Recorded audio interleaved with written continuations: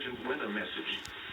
The National Weather Service in Cleveland has issued a severe thunderstorm warning for southern Portage County in northeastern Ohio, northeastern Stark County in northeastern Ohio, southern Summit County in northeastern Ohio until 2:15 p.m. Eastern Daylight Time.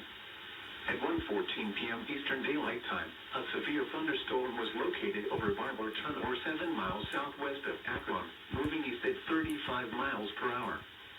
Hazard, 60 miles per hour with gusts and penny-size hail. Source, radar indicated. Impact, expect damage to trees and power lines.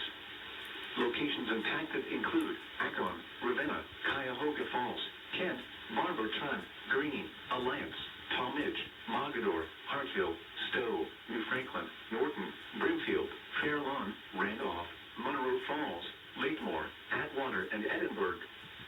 For your protection, move to an interior room on the lowest floor of a building.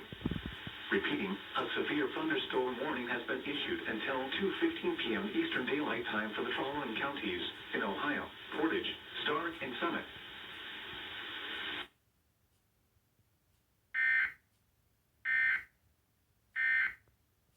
Attention to and call